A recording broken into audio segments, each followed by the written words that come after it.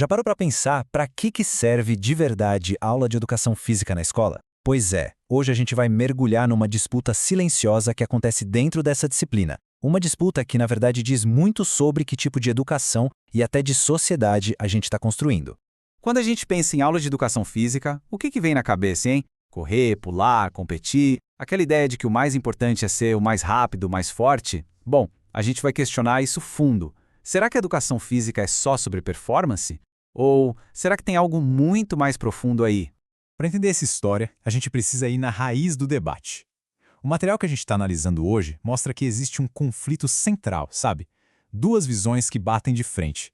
De um lado, a busca pela aptidão física, e do outro, a reflexão sobre a cultura do corpo.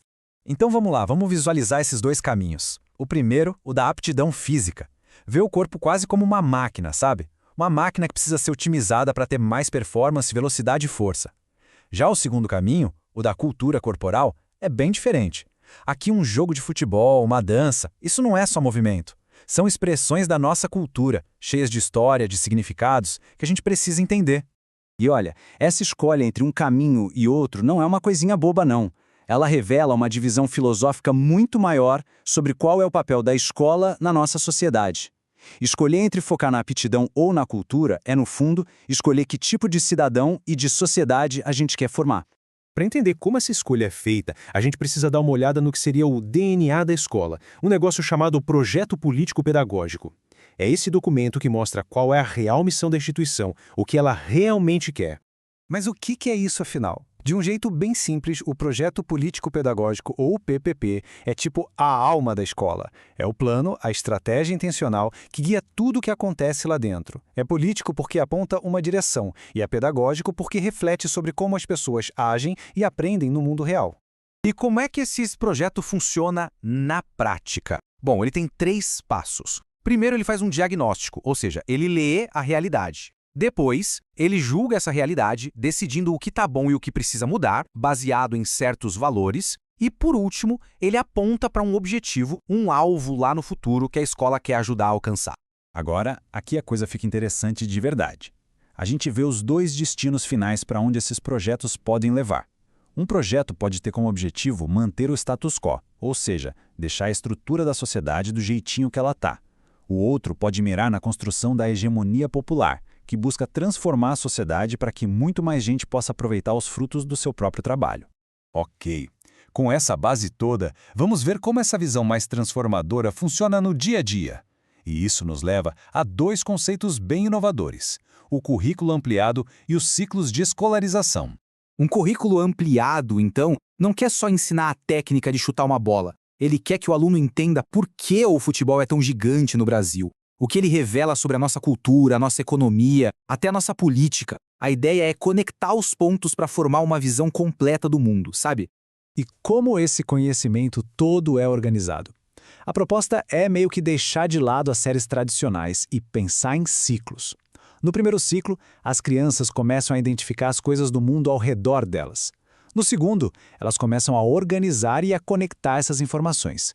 No terceiro, essa organização fica ainda mais complexa. E lá no 4º ciclo, já no ensino médio, o aluno consegue aprofundar essa análise, entendendo as grandes estruturas do mundo. E essa imagem aqui ilustra a diferença de um jeito brilhante. O conhecimento não é tratado como uma escada, que a gente sobe um degrau de cada vez e pronto. Não, ele é como uma espiral. A gente volta nos mesmos temas, só que a cada volta a nossa compreensão fica maior, ganha novas camadas, mais profundidade. Agora o bicho vai pegar. Vamos colocar essas 2 filosofias lado a lado no campo de batalha, que é a própria escola. Como é que a visão da aptidão física e a da cultura corporal aparecem na prática, ali, na aula de educação física? Essa tabela aqui resume bem o confronto. De um lado, na aptidão física, o foco é total na performance. As aulas são fora do horário normal, sempre na quadra, e o que vale é a competição. É um modelo para formar atletas. Do outro lado, na cultura corporal, o objetivo é pensar criticamente. A aula é no horário normal, usa a sala de aula para debater e valoriza a cooperação. É um modelo que quer formar cidadãos. Então, o ponto crucial, a grande conclusão da perspectiva da cultura corporal, é que ela nos leva a entender o nosso corpo de um jeito totalmente novo. Não como uma máquina que a gente treina, mas como uma forma de linguagem. E essa citação do material original, nossa, Ela resume tudo perfeitamente. Se a gente ignora a cultura corporal, ou seja, a história e o significado dos nossos movimentos, a gente simplesmente não consegue entender o mundo e nem a nós mesmos de forma completa. É como se faltasse uma peça gigante no quebra-cabeça do conhecimento. Sendo assim, a educação física deixa de ser só sobre o corpo e passa a ser sobre o mundo. Ela se transforma num lugar para discutir como a nossa sociedade se organiza, como o poder funciona e como a história foi moldando os jeitos que a gente se move, joga e se expressa.